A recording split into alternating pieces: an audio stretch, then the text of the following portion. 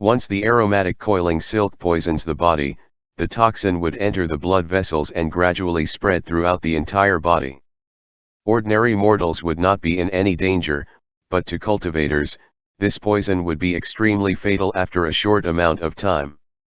The cultivator affected by the poison could not recklessly disrupt his or her internal true qi, or else the poison would flare up and cause the blood in the body to flow backwards, resulting in immense pain and suffering. However, if one was poisoned for a longer period of time, the toxicity would penetrate the body, making the situation worse. Even if a person managed to recover somewhat and properly control of his or her true qi, he or she would still have to consume the antidote on a daily basis. Otherwise, gradual changes would occur within the bones, causing the body's foundation to wither. The body would curl up, paralyzed and unable to move.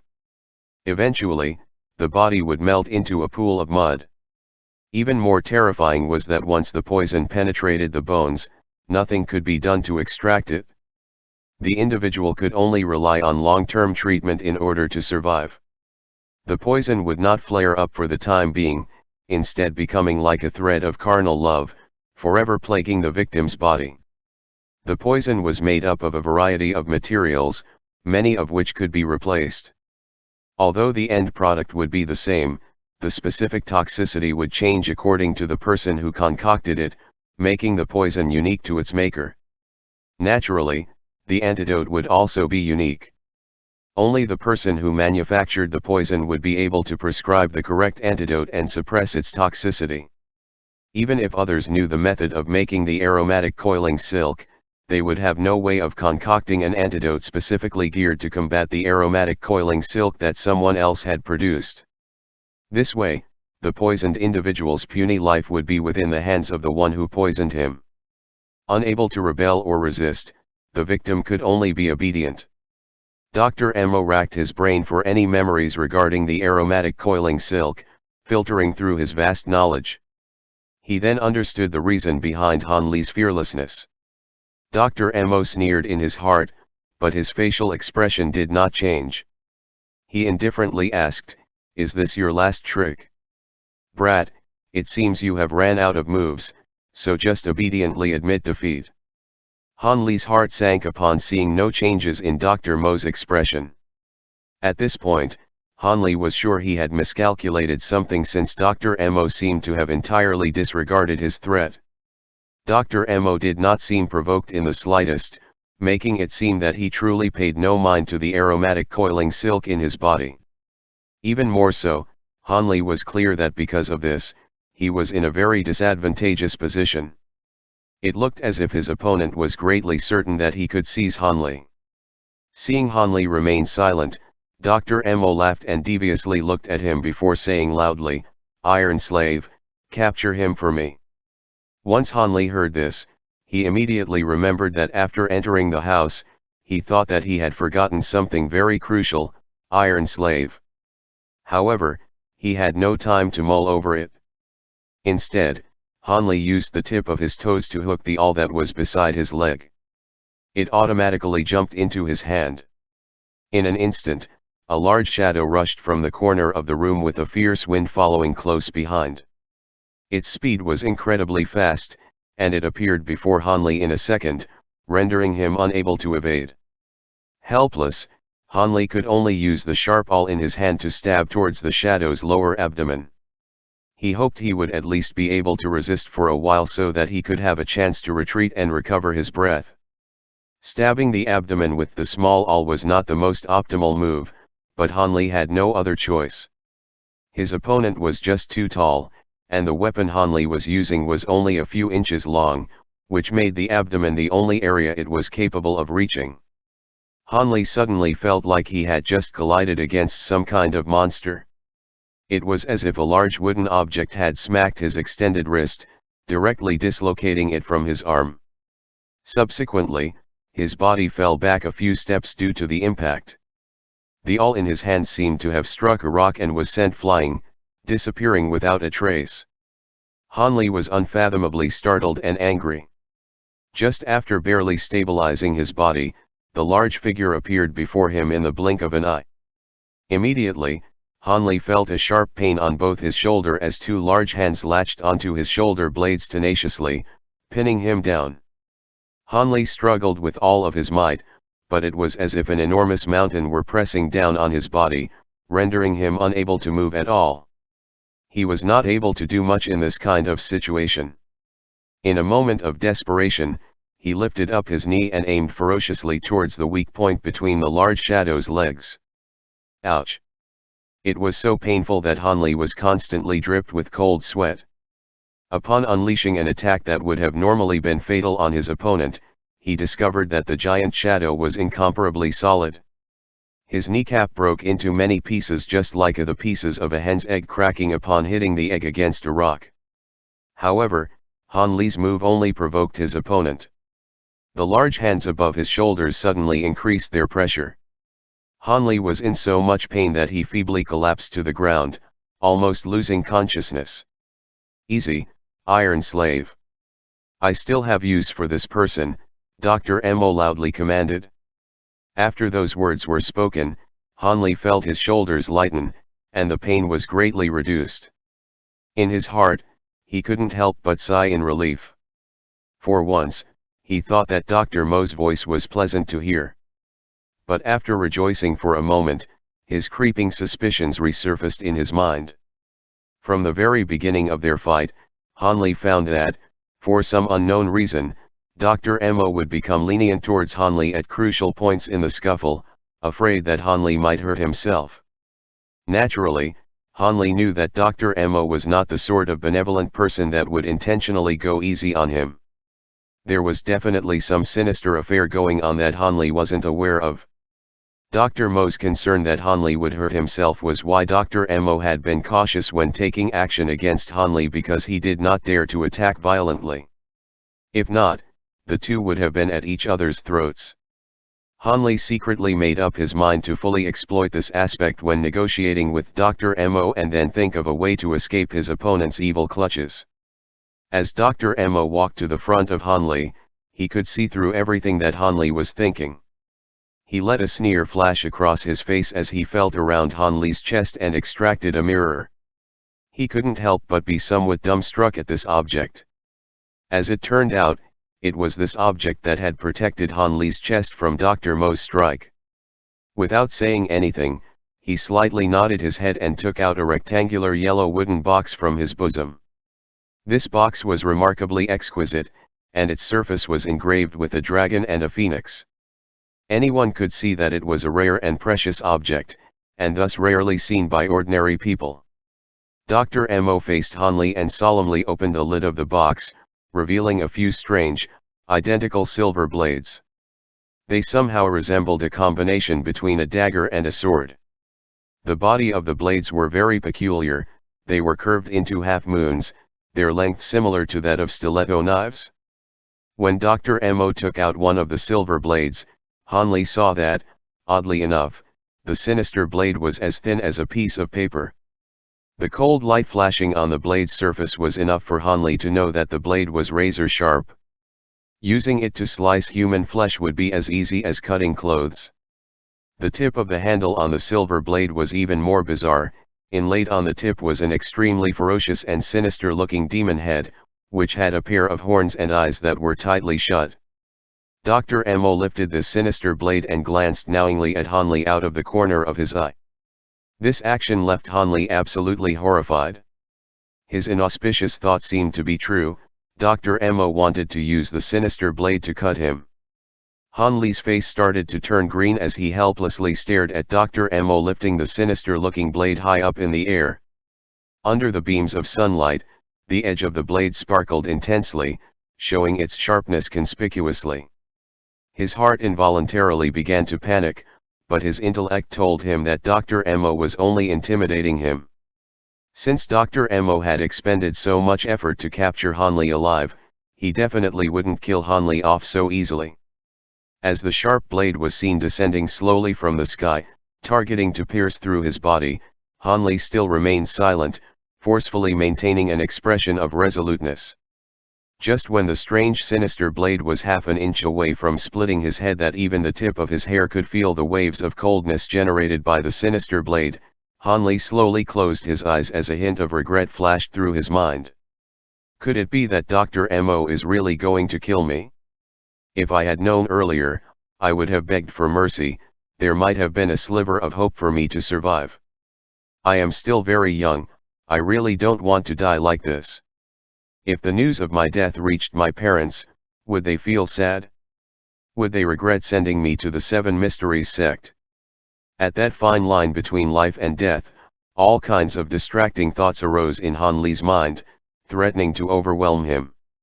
All of a sudden, Han Li seemed to have experienced all the joys and sorrows of life at this instant, gaining enlightenment regarding the matters of life and death. Ka-cha! The sound of the sinister blade piercing a human body sounded out. Han Li's body shuddered slightly, but surprisingly, he did not feel any pain from that. What is happening? Han Li opened his eyes in surprise. The moment Han Li opened his eyes, he was shocked. Unexpectedly, he saw that the sinister blade was lodged in between Dr. Mo's shoulder blades and penetrated deeply into his body to the extent that only the handle of the blade remained on the outside, trembling slightly. There was no blood despite the grievous wound, revealing that the edge of the blade was exceptionally sharp. While Han Li remained bewildered by the sight, Dr. Mo, against all sanity and reason, actually started to praise Han Li. "Excellent, you little brat. You do have some guts indeed. Not crying out for mercy even when you were half an inch from death. Excellent. Ha ha ha. When I was out journeying in Jiang Hu in the recent past, I met plenty of heroes who claimed that they were not afraid of death. But the moment they landed in my hands, just under the slightest bit of pressure, they instantly turned from a proclaimed hero into a coward, falling to their knees and begging for their lives." Han Li froze. He stuttered incoherently, unsure of what to reply. Previously, he almost gave in to the pressure and soiled in his pants. Only by gritting his teeth and forcibly enduring it did he manage to not to cry out. It was also because in his heart he believed that Dr. Mo would not have killed him just like that, and thus he luckily passed this test. Moreover, Han Li also has his pride as a man, and he was unwilling to change his stance to beg Dr. Mo for mercy. Facing the praises from Dr. Mo, Han Li of course would not correct him. But countless contradictions arose in his heart, uncertain whether should he be happy or disappointed. Just as a multitude of thoughts swam around in Han Li's mind, Dr. Mo swiftly grabbed the rest of the sinister blades and proceeded to impale every part of his body deeply, only leaving the demonic heads of the sinister blades exposed. After Han Li recovered from his state of shock, he realized that there was a total of 7 sharp blades impaled in Dr. Mo's body. The blades are inserted in both of his shoulders, both of his legs, his lower abdomen, and rest of the blades were embedded in front of his chest. When looked at from afar, Dr. Mo gave off the impression that his body was hacked apart and dismembered in the midst of chaos. Han Li didn't know whether he should be happy or terrified by Dr. Mo's self-mutilation. Could it be that method was a prelude to a very powerful martial art? Could Dr. Mo be using the powerful martial art to deal with Han Li? After Dr. Mo finished impaling himself, he entered into a state of mediation, no longer speaking a word and ignoring all distractions. Han Li's heart shuddered slightly. He felt that this was a divine opportunity to escape. Just when he wanted to make a move, however, he abruptly stopped, appearing to have realized something. Han Li smiled bitterly. How could he have forgotten the giant fellow not far from Dr. Mo's side? That giant fellow had always been observing Han Li's movements. How could he have the chance to escape? It appeared that before entering his meditative state, Dr. Mo had already planned out everything meticulously. He was unafraid of any tricks that Han Li might have up his sleeves. This strange giant fellow named Iron Slave seemed to have originated from some place mysterious. His body was the same as Dr. Mo's demonic silver hands. The toughness of his body was such that even the fatal weakness of the male species, groin area, was impenetrable by sword or spears. All of Han Li's plans to escape was destroyed by the mere presence of this man. As Han Li was silently cursing the giant fellow in his heart, a change that seemed demonic in nature occurred in front of him. Dr. Mo's facial features started to twitch, followed by violent trembling of his whole body. His facial features contorted grotesquely, as if he was bearing tremendous pain. Along with the sinister blades impaled in his body, people observing would not help but be terror-stricken, as if that they could feel that there was an emergence of a extremely chilled air rising in the room Dr. Mo was in. All of a sudden, Dr. Mo stopped trembling. However, an extremely weird low-toned roaring noise emitted from deep inside his throat. This sound has the feel of a savage primal bestiality. At that instant, Dr. Mo appears to be no longer an old man but rather a terrifying primordial beast from the wilds. Following which, an even more horrifying thing happened. The ghostly mist that appeared on Dr. Mo's face a year ago, materialized again. Compared to a year ago, the ghostly mist that appeared now was distinctly different. Other an increase in the volume, the color of the mist now was blacker than black. When it appeared on Dr. Mo's face, it was akin to him wearing a pitch-black mask obscuring his original features. Shadowy tentacles also started to emerge from the ghostly mist. In addition to this, the ghostly mist underwent a earth-shaking change. Amidst the shadowy tentacles, the black fog seemed to have gained texture, becoming shiny and velvety. It seemed to have a will of its own, expanding and contracting uncontrollably, giving the appearance of it dancing madly on Dr. Mo's face. Both hands of Dr. Mo assumed the lotus hand gesture, contorting into a strange position. His lips were moving slightly, as if he were muttering some spell incantations, only that his voice was too low that Hanli could not catch what he said. Alongside of Dr. Mo's strange gesture, the ghostly mist on his face seemed to be extremely agitated. Just like pouring ice-cold water on a boiling hot pan, the ghostly mist started to surge and seethe, creating a lot of small tentacles that were writhing threateningly in the air. It seemed that they wanted to stop Dr. Mo from doing something. Just as the black fog was at its most saturated point, Dr. Mo suddenly opened his eyes. Despite the intense blanket of black fog, Hanli could still see Dr. Mo's eyes were full of vitality and concentration. 7 Ghost devouring the soul. Dr. Mo roared out the name of the secret art that he is planning to use on Hanli. As Hanli heard the name of the skill, his heart involuntarily shuddered. What happened next left an everlasting impression on him. It reminded him that there were still a lot of things in this world that were unknown. As Dr. Mo roared, the 7 sinister blades embedded in his body started to tremble. A buzzing sound was emitted from the demonic heads of the blades, getting louder and more acute by the second as if they were coming to life. As Dr. Mo witnessed the sinister blades vibrating, he mumbled something fervently. Hanli could not catch what he said, but he knew that it could not be anything good. Dr. Mo stood up, circled around the room, and finally stamped his foot in anger. He reluctantly raised his index finger and stuffed it into the mouth of one of the demonic heads. An incredible and inconceivable thing happened. That demonic head that was supposedly dead actually opened its mouth and chomped down on Dr. Mo's index finger, as if it was enjoying some heavenly delicacy. Dr. Mo's body slightly shuddered, as if he was forcibly suppressing the intense pain. Because of the black fog that was obscuring his features, Hanli could not see Dr. Mo's expression, but he guessed that surely it would be hideous. In the time it took to brew a cup of tea, the hunger of the demonic head was finally sated. Satisfied, it opened its mouth to release the finger while the buzzing sound started to abate. Next, Dr. Mo began to feed each of the demonic heads in succession before unwillingly withdrawing his finger.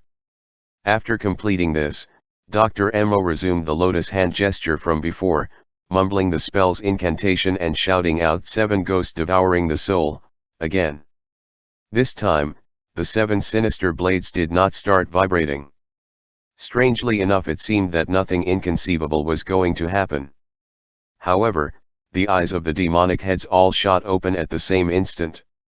Revealing pairs of blood-red eyeballs, together with their mouths that were stretched wide open, they appeared to be trying, in futility, to suck something from the air. The ghostly mist on Dr. Mo's face began to convulse and expand, as if it could sense the danger of an imminent threat. The movements of the tentacles got increasingly intensive and violent, but to no avail. 7 extremely fine lines of black threads appeared on the top of the ghostly mist, weaving beautiful arcs in the air. Following an unseen energy, the lines of black thread accurately seeked out and were devoured by the mouths of the demonic heads that appeared to be eagerly waiting. Han Li stared in shocked silence. All that transpired occurred right in front of him, so the details of every action by the ghostly mist and demonic heads, however minute, were deeply engraved in his mind. He was so close that when the mouths of the demonic head was stretched open, he could even see their teeth clearly. It was the first time that Han Li had such close proximity contact with the mysterious energies from another plane of existence. He was awed and stunned by the feeling. The demonic heads of the strange sinister blades as well as the ghostly mist on Dr. Mo's face emanated out a heavy demonic air. This phenomenon could not be explained by common sense. In the past, Han Li had never believed in matters of the supernatural. If it were not for him personally experiencing this today, he would absolutely never have believed in it. Yet how could Han Li not be unnerved? Elements of stories from myths and legends were actually happening in front of his very own eyes. At this moment, the state of Han Li's mind was in turmoil. Knowing that he was the target, Han Li was unsure of how should he react in the face of this extremely bizarre, inhumane power. Gradually, the ghostly mist on Dr. Mo's face slowly started to dissipate. The volume of the mist visibly thinned as the demonic heads devoured it, leaving behind a final layer of darkness and resulting in a faint shadow that clinged onto Dr. Mo's face. As the mist faded, the facial features of Dr. Mo slowly began to be visible, but the moment Han Li saw the face of Dr. Mo, he was thunderstruck, gawking like a retard. There was too many things that left him astonished today. However, all the things that had happened before were diminished by what he saw now. The exposed facial features belonged to a man about 30 years old in the prime of his life. If one observed for a longer period of time, he or she could tell unquestionably that this was Dr. Mo. He had managed to recover at least a few decades of his vitality. A face with a trace of heroic air, eyes that belied with dazzling charm, and a cold smile on his lips. No matter how you look at it, it was a face full of charisma, the face of an extremely handsome man. Deeply alluring and bewitching, it was a face destined to be a lady killer. Regardless of young virgin girls or old sultry cougars, no females could defend against this sort of charm. At the slightest flick of his finger, as long as he desired it, there would certainly be females delivering themselves to his embrace, unable to extricate themselves from the river of love and obsession. After witnessing Dr. Mo's face, Han Li actually felt like there was someone grinding his heartstrings, smashing his heart to pieces. It appeared that this pretty boy countenance was greatly capable of arousing jealousy in other males. As the last remnants of the ghostly mist was devoured by the demonic heads, Han Li suddenly remembered that Dr. Mo had told him before that he was only 30 years of age.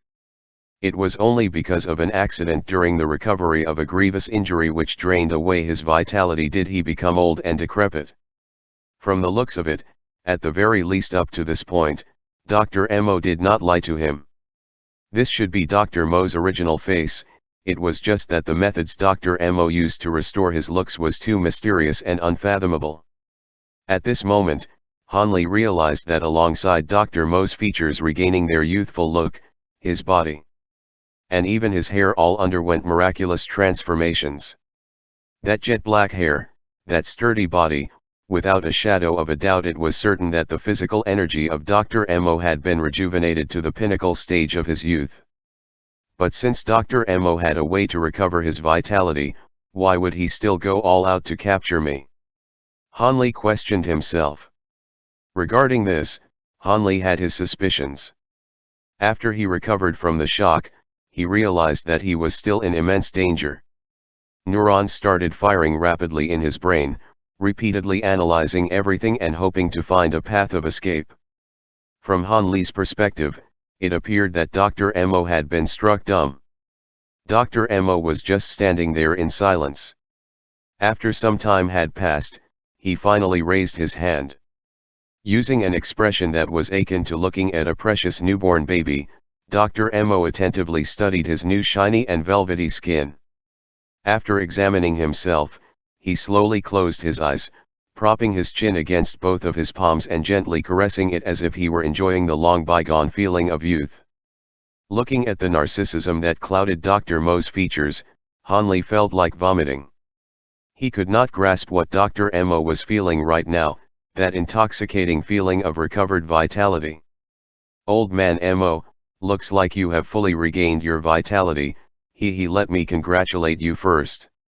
It seems that you no longer require Disciple's help, so could you possibly let Disciple off the hook? No matter what issues you have in the future, your Disciple would help you without question." Hanli was running out of patience. Up to now, he was still unsure of what methods Dr. Mo was going to utilize to deal with him. Hanli pretended to be ignorant and questioned Dr. Mo, hoping to know his fate before making any decisions. "Hanli, you are really flexible, knowing when to make compromises and concessions. However, letting you go? Do you think it's even possible?" Dr. Mo sneered. Hanli was shocked at the sound of Dr. Mo's voice. When Dr. Mo spoke, his voice contained faint traces of charisma, anyone who listened a sense of attraction and contentment. Compared to his previously bitter and insipid voice, this was totally different. It appeared that in comparison to his current looks, the beauty of his voice was not any worse off. Surprisingly, this was the first time Dr. Mo ever called Hanli by his name. Although it does not mean anything much, it allowed Hanli to feel slightly appreciated, as it was much better than being called little brat every single time. On the surface, one could not really sense any imperfections from the current Dr. Mo. Every single one of his movements was graceful beyond comparison. A handsome man indeed, there was no trace of the senile old geezer from back then. Hanli was sure that back in his youth, Dr. Mo relied on that face of his to dazzle countless females. "So what on earth do you intend to do to me? Just tell me directly." Hanli was not a female, and thus he was not affected by Dr. Mo's handsome face. Furthermore, Hanli could tell from the previous conversation that Dr. Mo seemed to have no intentions of sparing him, and as such, there was no need for Hanli to leave him with any pretense of cordiality. "What do I intend to do? Ha ha ha." Dr. Mo leisurely stretched his recently revitalized body, coldly smiling without any intent to answer Hanli while taking out another unknown object. The unknown object was revealed to be a small holding pouch made from extremely fine silk. The glow reflected off of the silk was extremely radiant, just like the blazing flames of a phoenix. It was extremely eye-catching. Furthermore, the embroidery was exceptionally exquisite. One could certainly tell that this was no ordinary object. What could this small holding pouch contain? Could it be another bizarre artifact just like the sinister blades from before? Asking himself these questions, Hanli felt curiosity grow within his heart. Dr. Mo cut Hanli's silent speculations short by quickly opening the pouch of holding. Following this, he cautiously drew out a rumpled piece of yellow paper. Hanli was somewhat disappointed. However, he knew that the more ordinary looking an item is, the more difficult would it be for him to anticipate its uses. Caution arose in his heart as he became extremely focused. Thinking back to the incomprehensible events that happened earlier and seeing this seemingly ordinary piece of yellow paper, Hanli was sure that there were bound to be countless enigmatic mysteries behind it. Dr. Mo gently held the piece of wrinkled paper between two of his fingers, carefully smoothing it with a serious demeanor. Hanli was now able to see that the piece of paper was not large, about the size of a palm and yellowish with a hint of mold, giving the appearance that this talisman had been created many years ago. The most noticeable thing was that the piece of paper was shining with a silvery light, materializing silvery wisps of lines in the air. The lines slowly formed into many strange symbols in the air. Hanli had absolutely no knowledge of these foreign symbols. The moment he saw them, however, his heart started to feel as if there were an unfathomable and mysterious energy pulsing within the floating symbols. Even the chi he obtained from the eternal spring arts was moving in his body erratically as if it sensed immense danger, leaving Hanli stupefied. Sensing that something was wrong, Hanli quickly focused all his attention on the strange symbols, hoping to understand the mysteries behind them. The symbols twisted here and curved there, zigzagging around the air, yet there seemed to be something miraculous hidden within the strangely shaped symbols that he was unable to grasp. It was a pity that there was insufficient time for him to figure them out. In this instance, Dr. Mo arrived in front of Hanli. When he saw Hanli concentrating exclusively on the yellow paper in his hand almost to the point of being obsessed, a slight hint of mercy involuntarily flashed in his eyes. He gently lowered his head, moved his lips close to Hanli's ears and slowly said in an extremely low-pitched voice, "Don't blame me, Hanli, I am also left with no choice, so you best willingly submit to your fate and await reincarnation. I am going to take over your shell of a body now." "What did you just say? What is the meaning of this?" Hanli was shocked awake by Dr. Mo's words. He was so terrified by them to the point where his soul almost scattered and flew out of his body. He could sense that a fate worse than death will happen to him momentarily.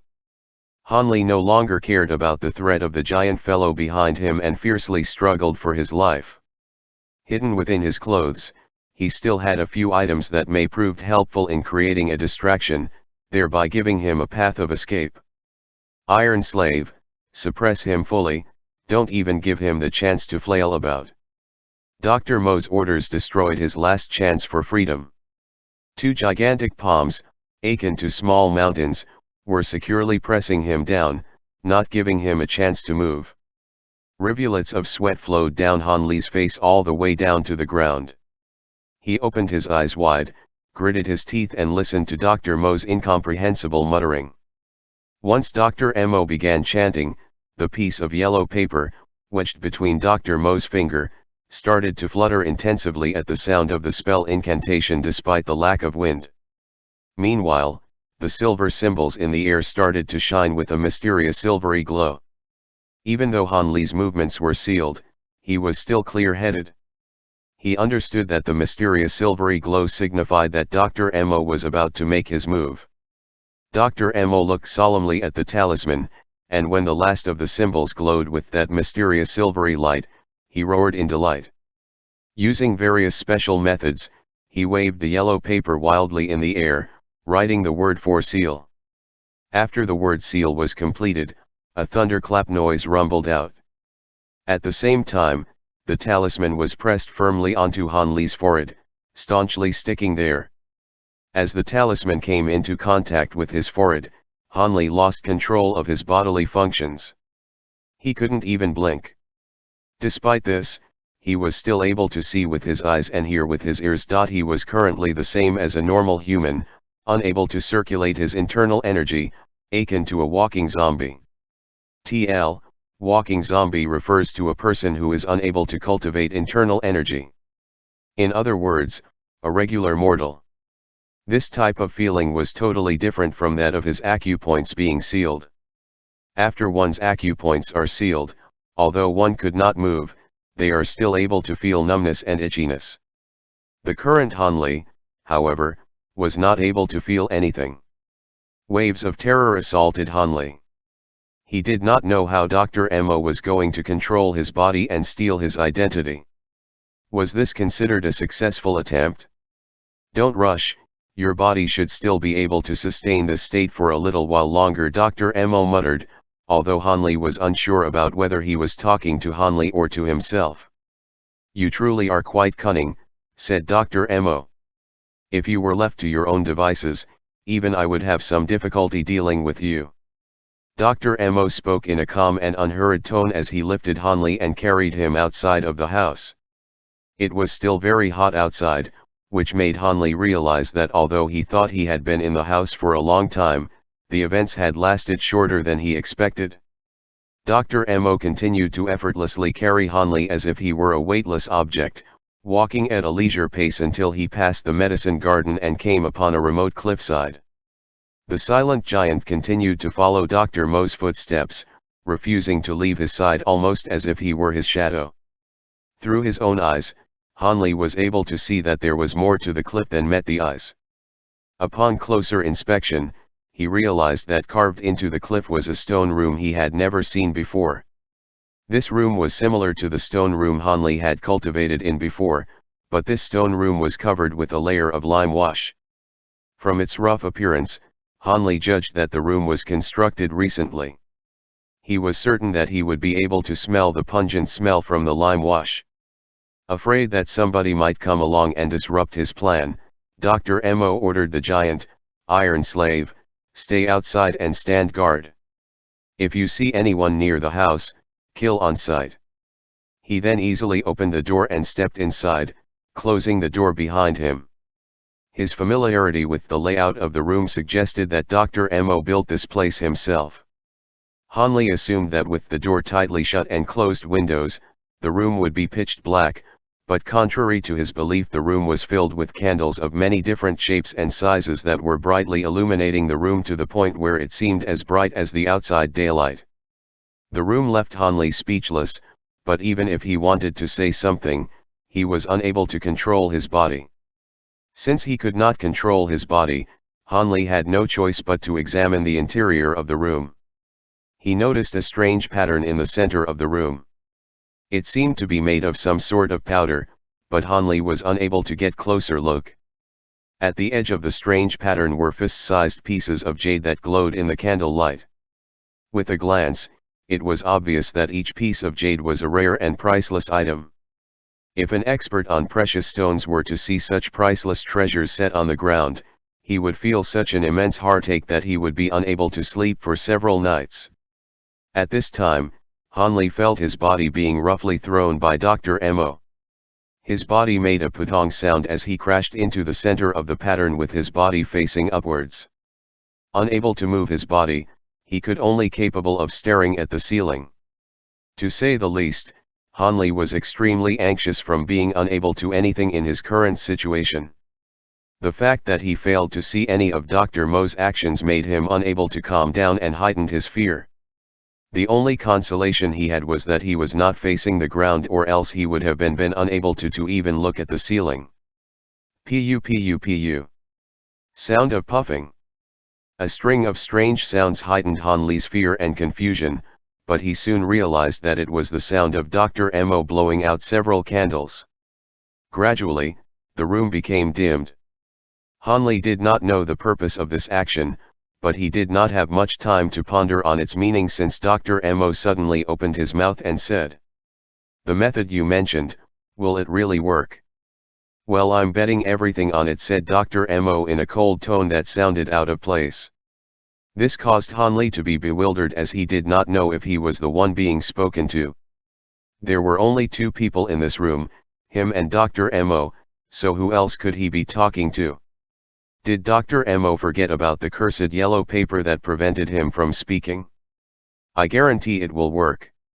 After all, how could the 7 ghost technique that I passed on to you be fake?" A new voice suddenly replied, seemingly out of nowhere. At this point Hanli was beyond being surprised at the sudden appearance of a new character, because all the strange things he experienced in the past few hours far exceeded the amount of strange things he heard in the past few years. Instead of being astonished, Hanli calmly deduced from the sound of the man's voice that he must be a young adult around the age of 20. Hung. What's the point if it ends up failing halfway? Hung is an exclamation, not the name of the mysterious man. Right afterwards, Dr. Mo released out a string of curses which caused no amount of shock to Hanli.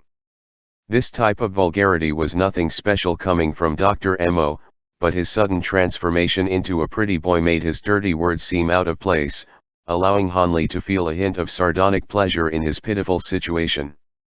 "If you suddenly pull a trick at the end and make me fall into your trap, who am I to turn to then?" Not waiting for the young voice's reply, Dr. Mo continued on with a self-preserving tone, "I don't want to hear your useless guarantees. I know you are already dead since I was the one who killed you. How could you not hold bitter hatred for me and try to look for any opportunity to gain revenge? Do you think you can deceive me? Not giving the other person any chance to refute him, Dr. Mo kept talking almost as if he were taking this chance to pour out all his pent-up thoughts and insecurities. The mysterious man did not react to Dr. Mo's spiel. As a result, the only audible sound within the penetrative silence of the stone room was Dr. Mo's breathing. Hanli couldn't help but break out into a cold sweat as he finally processed the fact that the mysterious young man was deceased. That would make him some sort of ghost, would it not? Also, from what Dr. Mo revealed in his tirade, it seemed that the weird technique he just used was learned from the man he had killed.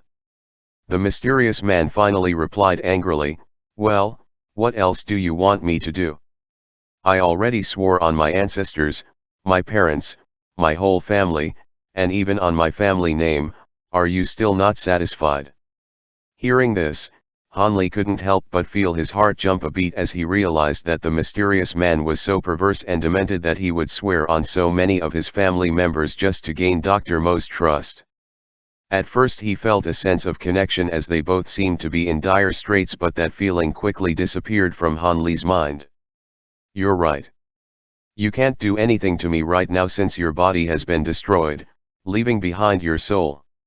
You can't even see the light of day, and what little strength you have left is useless against me," Dr. Mo said in a slow and deliberate manner in order to maintain his facade.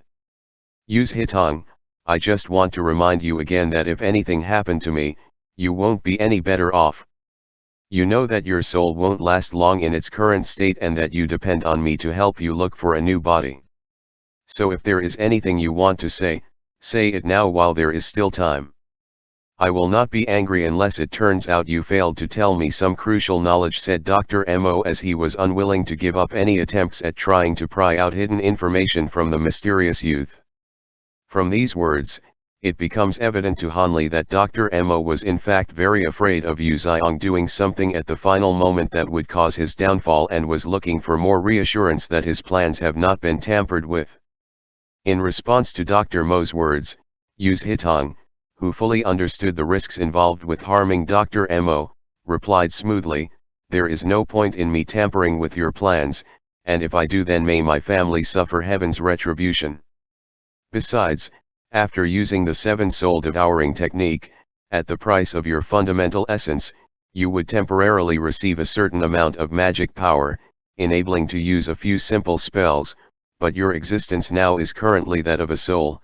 Once your fundamental essence is used up, are you sure you could still execute such a spell?" After Yu Zitong swore a venomous oath against harming Dr. Mo, he prodded at his weaknesses and leaving no way for Dr. Mo to back out. Although Hanli wasn't religious, listening to their dialogue made Hanli pray silently to the heavens that Dr. Mo would give up his evil plans. It seems like a ridiculous thing to do, but it was the only thing he could do. "Okay, I will use what I trust and ignore what I don't. Since there are such great benefits, it is only natural that there would be some risks," said Dr. Mo after making up his mind. Hearing this, Yu Hitong seemed quite happy and excitement appeared in his words. "See, that is the correct mindset. Think about it. You were originally a mere mortal without spiritual roots, unable to step onto the path of immortality. But if this plan becomes a success, that will no longer be the case. With your new body and powerful spiritual foundation, any large sect or clan would beg for you to join. Not only that, your body would be immune to sickness and death, allowing you to live 5 times as long as a normal mortal. Haha, then I will trust you on this matter. Do not worry, I, Mo Juran, am a man of my words. What I say will most definitely be done. Once I am successful in this endeavor, I will immediately help you find a suitable body with a strong spiritual foundation. I promise you that I won't let you down, little brother Yu." After listening to Yu Hitong's promises, Dr. Mo's initial worry was gone as he took up a kinder tone, addressing Yu Hitong with close familiarity. "Then if that is the case, I thank Big Brother Mo. After your success, I will single-handedly teach you each and every one of the cultivation techniques I have in my possession, said the cunning Yu's Hitong. He knew he had successfully lured in Mo Juran with his words.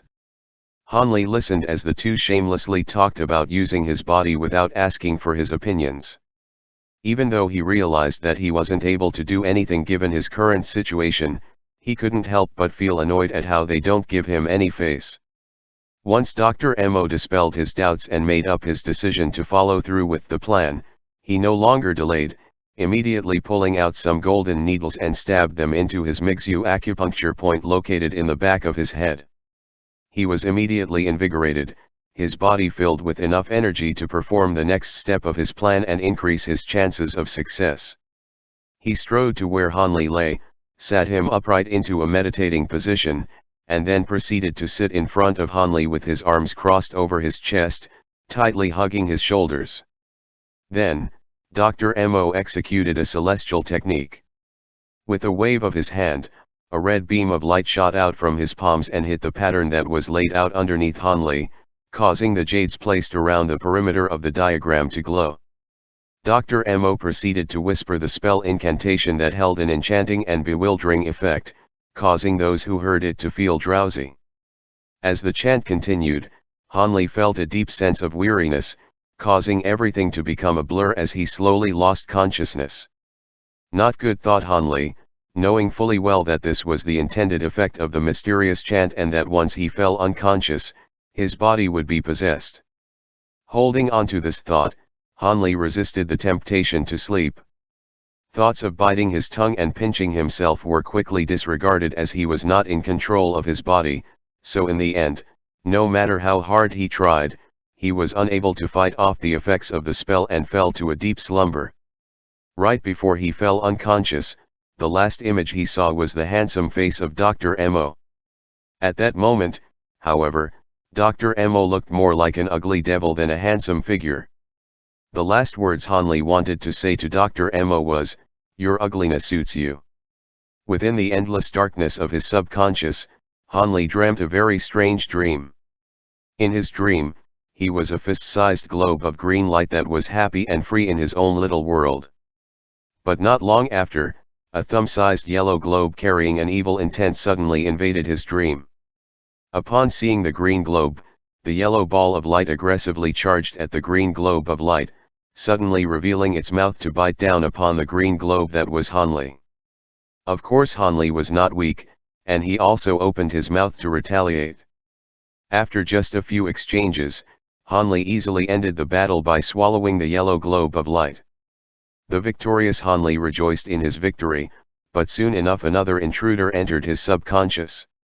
This foreign entity was also a green globe of light that was many more times the size of Han Li, but it did not contain the same glow and luster of Han Li's globe of light. When the enemy saw Han Li's globe of light, it was shocked, hesitation appeared on its features.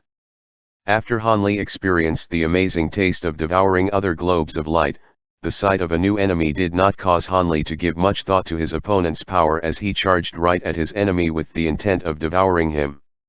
The enemy, seeing Han Li's attack, reluctantly chose to charge forward and engage in battle. Even though the opponent was many times bigger than Han Li, its attacks were only slightly stronger than the yellow globe of light Han Li recently devoured. Upon realizing its disadvantage, the invader tried to turn and escape, but Han Li was unwilling to let it leave so easily and gave chase, biting at the fleeing invader. The invader was very tricky and slippery. Every time Han Li seemed to have caught it, the green globe would cut off the part that was caught and continue to flee. In the end, the invader managed to flee, but its body mass was 1/3 its original size. Although Han Li was reluctant to let his opponent go, there was nothing he could do about the matter and so decided to wait around for more enemies to invade so that he could also devour them. Sadly, no more globes of light came, and he continued to float around. Hidden within the depths of his heart, an icy chill slowly appeared and quickly spread throughout Han Li's body, rousing Han Li from his stupor. When Han Li became clear-headed, the first thing he felt was an immense pressure in his head, followed by waves of pain across his entire body. He felt indescribably weak as one would feel at the onset of a serious illness, and he was unable to open his heavy eyelids no matter how much effort he expended. Still feeling a bit dazed, Hanli managed to recall the events that occurred right before he passed out. Hanli was struggling for control over his body when an immediate sense of panic flashed through Hanli's mind, causing adrenaline to flood through him, sharpening his befuddled mind and allowing him to quickly assess the situation around him. "Yi!" he exclaimed in shock as he realized that his mind had not been taken over by Dr. Mo. True, he could barely move his eyelids, not to mention the rest of his body, but the waves of pain spreading throughout his body told him clearly that he had regained control over his own body and that Dr. Mo had failed in his plans. Why did Dr. Mo's plan fail? Did he do something wrong? Filled with surprise, Hanli was able to think of one plausible explanation for his current situation. Barely containing the excitement within his heart, Hanli patiently waited for his body to regain some of its energy before he tried once more to open his eyes. After a short but strenuous battle, he managed to crack open his eyelids to see what was going on around him. The first image he saw when he opened his mind was the sorry state Dr. Mo was in. His hair was all white, his face was thin, wrinkled, and haggard. It seemed like he was at least 10 years older than he was before his youthful transformation. With this appearance, it was impossible to imagine him any older. His features seemed to embody the meaning of the word old, and he was now simply a poor old man. In front of Hanli, Dr. Mo's eyes were wide open as he stared at Hanli with a look of unbridled terror. Hanli himself was equally shocked, and his muscles immediately tensed. All sense of weakness left his body as the only thought that rang out within him was to make the first move and gain the upper hand.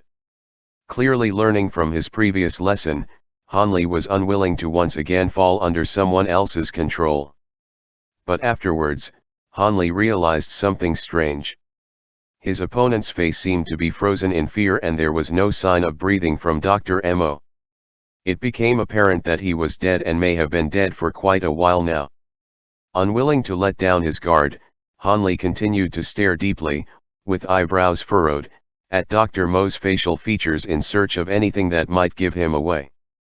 After a whole 30 minutes of careful scrutiny, Hanli was forced to admit that Dr. Mo was indeed dead, for he did not hold any resemblance to that of someone who was still alive. Hesitating, Hanli carefully crawled up to him and stretched out one hand to grasp Dr. Mo's wrist while his other hand was placed under his nose.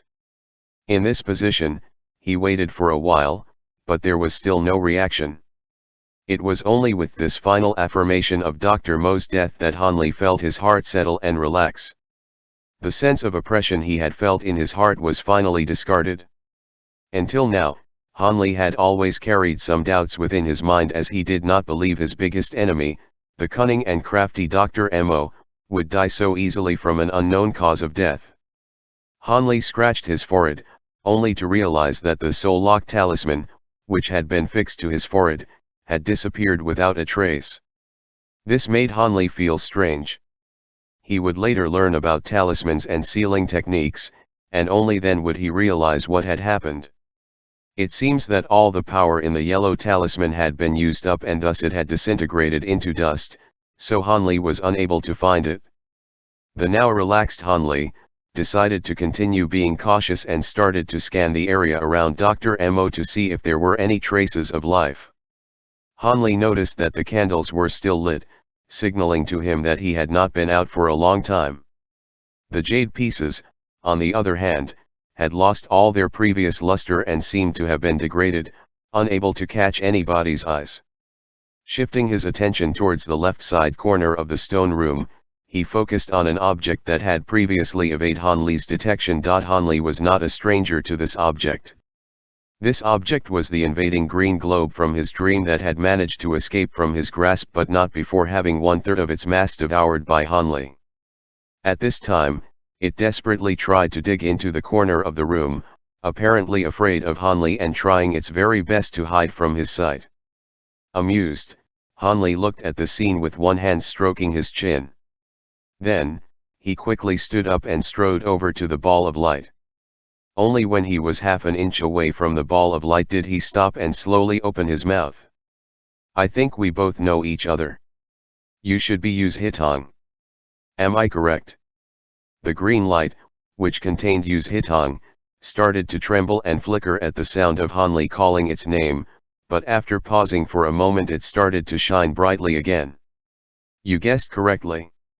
It seems you truly are Dr. Mo's disciple. You are just like him, tough and hard to deal with, said the ball of light, accepting its fate. From its voice, Hanli could tell that it really was the young man whom Hanli heard conversing with Dr. Mo. It did not try to hide its identity and instead confirmed Hanli's thoughts. Now knowing what he was dealing with, Hanli asked, since you were one of the culprits trying to take my life and possess my body, shouldn't you provide me with an explanation? Hanli did not reveal any anger as he talked to the culprit, instead, he had a rather calm demeanor. Even so, Yu's Hitong, seeing Hanli's indifferent attitude, was at a loss regarding what to do, feeling a sense of dread within his heart. In the recent battle between their two souls, he experienced firsthand Hanli's might and even had a portion of his soul devoured, causing his internal chi to drop by half.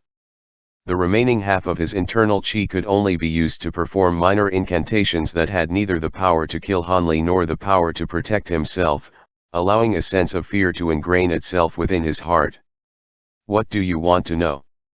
He knew that Hanli had recently escaped from a life-threatening situation and therefore would not be emotionally stable. Although he may look calm and collected, who knows how he was truly feeling.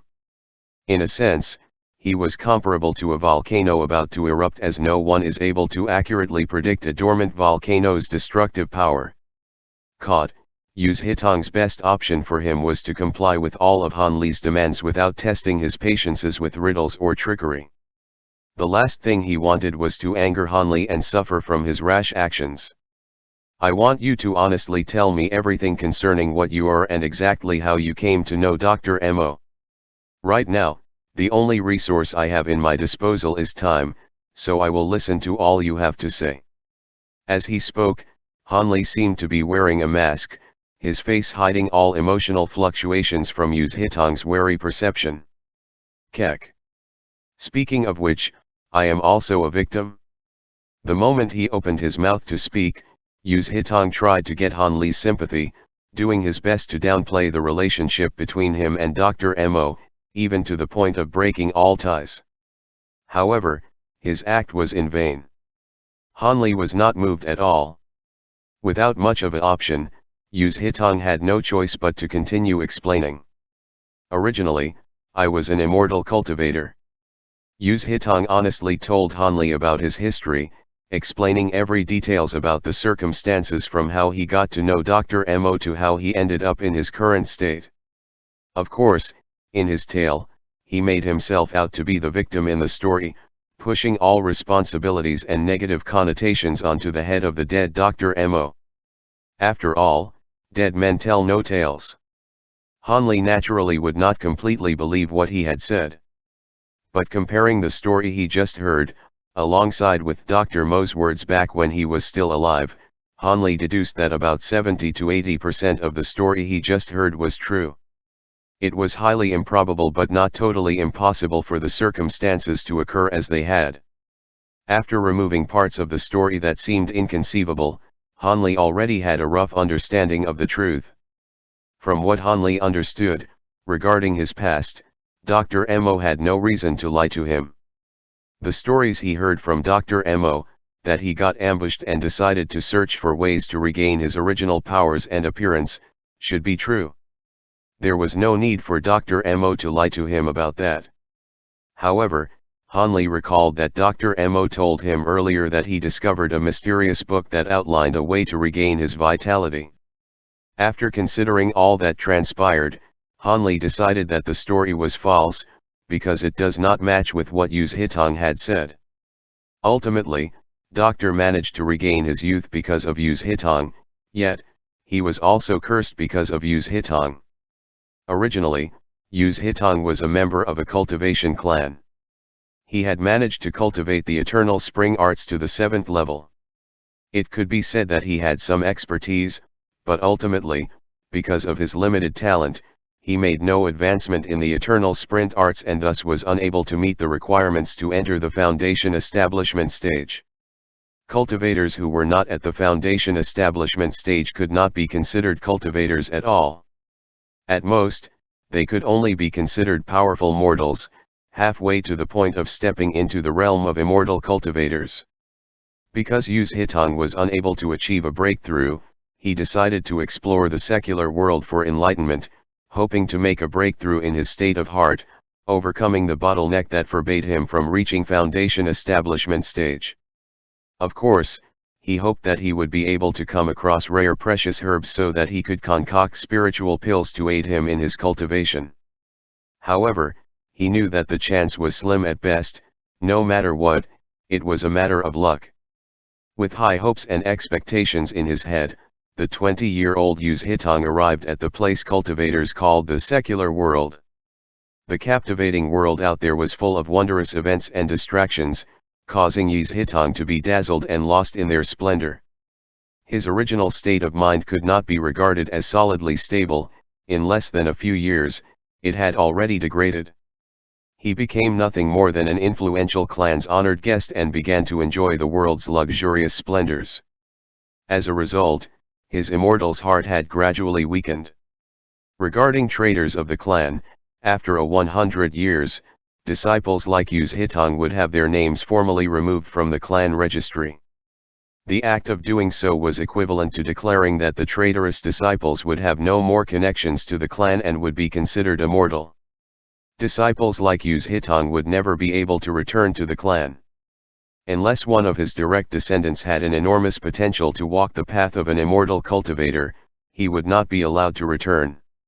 If this carried on, Yu Zhitong would have lost the chance to cultivate, but living a life of decadence and wallowing in riches would still be highly possible. This was an extremely common occurrence for cultivators who failed to break through to the stage of foundation establishment, so there was nothing to make a fuss of. One day, it was unknown whether the heavens were helping him or if Lady Luck decided to smile on him, but as Yu Zhitong was strolling the streets of the city, he decided to enter a spiritual pharmacy on a whim. To his surprise, he actually spotted a rarely seen and extremely beneficial spiritual herb there. The name of the spiritual herb was known as the blood spirit grass. For those who were not familiar with herbs, it was extremely common for them not to recognize this since the external appearance of this grass was about 95% similar to the blood sweat grass. Who knew that the ignorant shopkeeper would actually place the two grasses together? Yu Zhitong was naturally exalted as he saw the blood spirit grass. With this spiritual herb, it would greatly increase his chances of breaking through the bottleneck. Ingesting the spiritual herb was akin to fanning flames. The sparks in his immortal's heart gradually started to blaze again. Who would have known that just when he was about to purchase the herb, another immortal cultivator also entered the shop. Seeing such a beneficial spiritual herb in front of him, he fought with Yu Zhitong over the purchase of the spirit blood grass. Seeing this situation, the shop owner offered them a solution. The herb would be sold to the one who offered the highest bid. Eventually, Yu Zhitong managed to win the bidding war by a narrow margin. After winning, he hurriedly left the store. He knew that the other cultivator would not give up so easily. Yu Zhitong was in a panic, and decided that returning to his clan was the safest way to proceed. But halfway on the road, the other cultivator caught up to him and a huge battle began. The other cultivator was stronger than him and thus Yu Zhitong ended up suffering a miserable defeat. Yet, he was still unwilling to relinquish the spiritual herb. Gritting his teeth, Yu Zhitong decided to use his last resort. He took out his only remaining treasure bestowed on him by his clan, putting on a deceptively brave front by showing a fake intent to perish together with his opponent. This way, Yu Zhitong managed to scare the other cultivator away. Even though he had achieved victory, the current him was riddled with injuries. It was at this moment where he met Dr. Mo, who had also been trying to find a remedy for himself. With his lack of experience, Yu Zhitong did not know the saying that human hearts are tough to fathom, and he stupidly revealed the fact that he was carrying an extremely beneficial spiritual herb. Just like that, Yu's Hitong invited a calamity upon himself. He did not know that Dr. Mo was desperately searching for a cure for his own injuries. Now that he knew there might be an efficacious spiritual herb on Yu's Hitong's body which might have the chance to save him, he exhausted all his methods trying to obtain the herb from Yu's Hitong. However, how could Yu's Hitong agree? He too needed the miraculous effects of the herbs to recover from his injuries. The current him was no different from an ordinary mortal. Seeing that his efforts of negotiation was unsuccessful, hatred formed in his heart. Dr. Mo calmed himself and appeared to accept his fate with a sigh. He was cunning and could afford to wait for a good opportunity. Dr. Mo decided to poison Yu's Hitong to death. In normal circumstances, ordinary poisons would all be ineffective against Yu's Hitong. However, the poison Dr. Mo administered was an unusual poison with no antidote. Already suffering from heavy injuries, Yu's Hitong now had the potent poison to contend with. Struggling with every movement, he appeared to be on the verge of dying. It was at this moment that Dr. Mo revealed himself and walked swaggeringly towards Yu's Hitong. Only now did Yu's Hitong understood what had happened. There was no way he would allow Dr. Mo to succeed just like that. Even in such dire circumstances, he must find a way to persist longer. Under great anger, he had no choice but to utilize the blood soul curse, transmuting all the blood essence and spiritual energy in his body into a blood curse, spitting it on Dr. Mo's face. After which, Yu's Hitong's soul swiftly departed his body. After his soul departed his body, only did Yu's Hitong realize that he had made a mistake. He had forgotten to prepare a soul-binding treasure, so there was no item that could temporarily house his soul. With no choice, he had to enter Dr. Mo's body. After all, souls without something to tether them would inevitably dissipate. As the blood curse splattered on Dr. Mo's face, he was terrified, but after he calmed down and realized that nothing strange is going to happen, he relaxed his guard and stopped thinking about it. Based on his rudimentary knowledge of medicinal pills, he searched Yu's Hitong's corpse and immediately consumed any pills he could find. As expected, pills from an immortal cultivator were unusually effective. After he consumed the pills, Dr. Mo's internal chi was restored. Dr. Mo laughed crazily, and took Yu's Hitong's belongings, including the eternal spring arts, which he could not understand. Before he left, Dr. Mo decided to make a comeback and gain revenge on all his enemies after his injuries recovered. Dr. Mo did not have many happy days. The mortality decimation curse revealed its deadly side effects, causing him to age at the rate of 1 year for every passing day. He was terrified at the rate he was aging and tried everything to find a way to control the abnormal effects of the curse, but there was little to no success. He knew that if this continued on, he would not live for much longer, as his body would begin to fail him and he would eventually die like any other old man. Yu's Hitong, on the other hand, was in even more pain. When his soul entered Dr. Mo's body, it was slowly but painfully being assimilated into Dr. Mo's soul. Assimilation, a passive event, would occur if one's soul remained in a foreign body for a prolonged period of time. Since one body can contain only one consciousness, the stronger soul would try to subdue the weaker soul, thus beginning the long process of assimilation. Yu's Hitong decided out of desperation to reveal everything he knew concerning why they wanted Han Li's body. He was reluctant to do so not because he was good at heart loyal to Dr. Mo but rather because he was fearful of the cultivation world's 3 big inviolable rules. First, cultivators must not forcefully possess the bodies of normal mortals as they were unable to withstand the immense amount of stress, causing the body to ultimately burn out.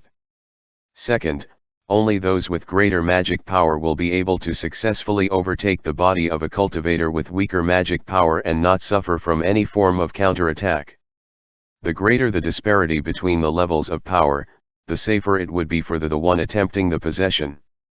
Third, a cultivator is only able to perform body possession once in his entire life, no matter how powerful their magic power is. If they were to attempt to perform body possession a second time, their soul will perish without fail. Although the number of people who tried to break the 3 rules is unknown, the 3 big inviolable rules have never been broken. These 3 rules limited countless evil cultivators who tried to use the body possession technique and prevented them from creating calamity in the mortal world. The heavens frowned upon actions that go against heaven's will because no matter what, the heavens would not allow cultivators to throw the world into chaos. If Dr. Mo had been a cultivator, Yu's Hitong would not be in his current predicament as he would have had a viable chance at possessing Dr. Mo's body, but since Dr. Mo was a normal mortal without a hint of spiritual chi, there was no way for Yu's Hitong to possess his body for fear that halfway through the possession, Dr. Mo's body would be unable to handle the stress and ultimately break down. Even if Yu's Hitong was able to find another body to possess, the process of assimilation was inevitable and he might fall under a more dire predicament as every time he leaves and enters a new body, he loses a bit of his spiritual chi, which will quickly be expended. When this happens, Yu's Hitong will no longer be able to enter and exit someone's body at will and may even be indefinitely stuck in someone's body and ultimately be assimilated. It is also important to note that without a body, he was unable to replenish his magic power through meditation, so every time he used magic power it was lost forever. At the same time, his magic power also leaked out at a slow but steady pace and even he didn't know how long his soul could maintain its current form. So unless Yu's Hitong found a cultivator capable of using small amounts of magic power and had a body capable of withstanding possession, he would not take any risks and leave his current body, which was that of Dr. Mo. Just when Dr. Mo's body was about breakdown because of the blood curse, the aftermath would leave Yu's Hitong's soul without a body to lodge in. After the collapse of Dr. Mo's body under the blood curse, leaving him without a body to return to, and the fact that Hanli may consume his remaining life force, Yu's Hitong decided to temporarily place aside his hatred and give Hanli anything he wanted, even going as far as betraying Dr. Mo, revealing how they met and their plans, along with the stakes and benefits involved, without holding anything back. When Dr. Mo first heard of Yu's Hitong's plan for revitalizing his body, it made him express anger, but he quickly realized that this was a perfect opportunity and quickly pledged to achieve their goal, revealing him to be a man of dignity. First, Dr. Mo must follow Yu's Hitong's instructions and control his consciousness so that it does not assimilate his soul. Yu's Hitong also taught Dr. Mo a few secret techniques that allowed him to slow down the rate of aging he suffered from his curse while also temporarily allowing him to use magic power. Then Dr. Mo must find someone with strong spiritual roots who was also able to practice the eternal spring arts, teach him the incantation and then wait for when the time was right before Dr. Mo used his temporarily gained abilities to use magic power to forcefully take over the other person's body in order to start a new life. Dr. Mo's sincere desire to traverse the path of cultivation was ridiculed constantly by Yu's Hitong since he knew firsthand how impossible it was for normal mortals to use magic power. Dr. Mo was merely a mortal cultivator of the mouth with no spiritual roots in his body. TL, cultivator of the mouth means he only talks about cultivating without actually doing it. After Dr. Mo succeeded in overtaking a body with spiritual roots and had sufficient time to rest, he would then proceed to help Yu's Hitong find a suitable body to possess and then provide any aid to help Yu's Hitong possess his new body. From the conditions above it seems like Dr. Mo receives the most benefits from this deal, but that couldn't be helped since Yu's Hitong was caught in a bad position with his remaining soul force under constant threat of assimilation. In the end, Yu's Hitong was forced to accept this unfavorable agreement and take a bit of loss. However, it was not clear if he really was taking a loss. After all, the only person who knew the exact terms of the agreement was himself. At one point, Yu's Hitong suggested that Dr. Mo should go back to his family and ask for help, but the rapidly aging man refused to even consider that option, much to Yu's Hitong's constant annoyance. What came afterwards didn't warrant much discussion as Dr. Mo spent most of his time trying unsuccessfully to look for a suitable body and reluctantly entered the Seven Mysteries sect, where he accepted Hanli as a disciple and taught him the eternal spring arts. The rest that occurred was not worth mentioning as they were either mentioned by Dr. Mo himself or was experienced by Hanli himself. After Han Li finished hearing those words, he let out a long sigh as some of the confusions and questions within his heart were answered by Yu's Hitong. Seeing how Yu's Hitong did not continue, Han Li's face grew darker and he coldly said, "It seems you still haven't told me how Dr. Mo died." Yu's Hitong hesitantly opened his mouth and said, "Is there else worth explaining?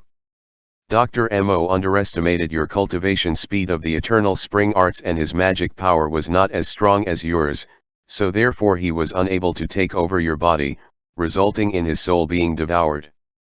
So, the yellow ball of light that first entered my body was Dr. Mo and the second green ball of light was you," Han Li stated calmly, almost as if the invasion of his body had not been a big deal. "Well, about this, at that time I thought that both you and Dr. Mo were exhausted and I did not want to waste this opportunity and so I thought I might borrow your body for a bit," Yu's Hitong replied awkwardly. "Hung. I'm afraid that's not the reason why you attacked. I think that you had it all planned out from the beginning." Yu's Hitong, "I bet that when you were first explained the process of body possession to Dr. Mo, you didn't have any good intentions and therefore didn't bother to mention that the success rate of body possession was directly correlated to the strength difference. Do you know what I think? I think that you had it all planned out from the beginning. You made Dr. Mo use the self-mutilating 7-soul devouring technique against my 4th level cultivation of the eternal spring arts, which are near equal in terms of power, so that we would both become exhausted to the point of perishing together.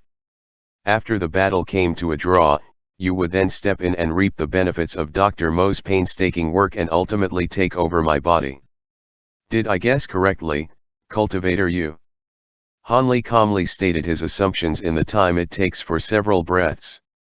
After a long moment of silence, Yu's Hitong let out a sigh expressing his dejection. Without refuting, he said, "I originally wanted to give you empty praises but now I sincerely mean it when I say that you are extraordinarily smart, even outshining your master Mo Juren, that cunning fox. You guessed correctly. All of this was planned out by me, but I never would have thought that your talent for cultivation was so high that you would train up to the 6th layer of the eternal spring arts, only 1 layer below me, in such a short period of time. Not only did you easily swallow Dr. Mo's soul, but my heavily depleted soul force was not even a match for you and I even lost a large portion of my soul to you." Once finished, his tone suddenly turned prideful. That Mo Juren was only a normal mortal yet he wanted to stand on equal footing with us cultivators. Was he even worthy? Moreover, he dared use such despicable means as to get rid of my cultivating body and still wanted to step onto the path of cultivation. He was simply daydreaming. The hatred Yu's Hitong had kept bottled in his heart for a long time finally revealed itself. "But you are different, you were born with spiritual roots and intelligence above the norm. Staying in the secular world would be too much of a pity. If you are willing to help me find a new and suitable body, I am willing to act as your guide, introduce you to the elders of my clan, and accept you as my disciple. What do you think?" Yu's Hitong was very confident he could sway Han Li since he did not believe that there was anyone who could resist stepping onto the path of cultivators and the temptation of immortality. He thought back to how Dr. Mo hated him but still ended up working with him and even occasionally tried to get on his good side, believing this would make Yu's Hitong more submissive. Much to Yu's Hitong's disappointment, after Han Li heard his enticing promise, he did not reveal even a hint of excitement, his face remaining as impassive and unmoving as ever. As for the matter of cooperation, we can discuss that later. Right now, I still have one question that I hope you would provide me with a clear answer, Han Li said softly as he calmly stared at the ball of light. If I answer this question of yours, then you will be willing to cooperate with me. That depends on your answer and if it is to my satisfaction. Okay, ask away. Yu's Hitong promised immediately and demonstrated his understanding of the concept that one must learn how to yield under pressure. Han Li did not immediately answer, but instead raised his head up to the ceiling in a contemplative manner as if he were thinking deeply about how he should phrase the question. Seeing Han Li's solemn face, Yu's Hitong couldn't help but feel a sense of fear creep up within his heart as he himself wondered what kind of headache-inducing question Hanli would ask him. I want to know if there are any negative side effects from devouring Dr. Mo and a portion of your own soul, because I currently feel a pain in my head almost as if it's being filled to the point of exploding with information that I am unable to recognize, said Hanli, finally mentioning the one worry he had since he had woken up. After listening this question and realizing that Hanli was worried about such a small problem, Yu's Hitong immediately felt unease in his heart dissipate, and even his voice lightened up. He. So you were worried about this? Well, little brother, you worry too much. In fact, you don't need to put this matter at heart. If you really want to know, the information you feel stuffed into your brain will slowly disappear within a year or two, so you have absolutely nothing to worry about. So what you are saying is that the things I swallowed are absolutely useless and that I am completely unable to hold onto them. I don't trust you on this, Hanli said coldly as he glared at the Yu's Hitong with traces of suspicion evident on his face. Saying that you can't even hold onto a bit of it is not actually true, but what you can hold onto is indeed only a small portion of it, Yu's Hitong quickly added onto his explanation out of fear that Hanli would misunderstand something. For example, you will be unable to touch the included memories, experiences, and emotions, and even if you did absorb them, there is a high chance that you will instantly become mentally crippled, your personality will develop split versions of itself, your consciousness will collapse, and your brain will ultimately burst, leading to your death. You have to understand that the soul is the most precious thing a person can possess. How can it be so easily combined with other things? It is true that you can absorb someone else's soul and have it temporarily rest in your subconscious, but to make it your own is simply wishful thinking. Otherwise, if a simple body possession can allow you to absorb all of one's memories, experiences, chi techniques, then wouldn't that cause the whole world to fall into chaos? If things were that simple, then who would honestly practice cultivation along with going out and exploring the different realms of this world when they could obtain all this through simply possessing someone else's body? Once a soul has been consumed, the only thing that can be used is a little bit of the energy the devoured soul has left, which could then be used to bolster one's own reservoir of energy for a short amount of time. It's due to the fact that this types of energy escapes the fastest, staying within the body for only a few days before it dissipated along with the devoured soul. Once it's gone, you will be unable to use it. As Hanli continued to listen to Yu's Hitong's explanation, he slowly put down the last strand of doubt he carried within his heart, because he could tell from Yu's Hitong's tone that he was not lying.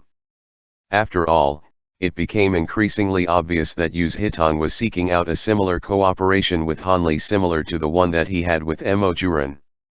He knew that Hanli was testing him, so he did not dare to lie.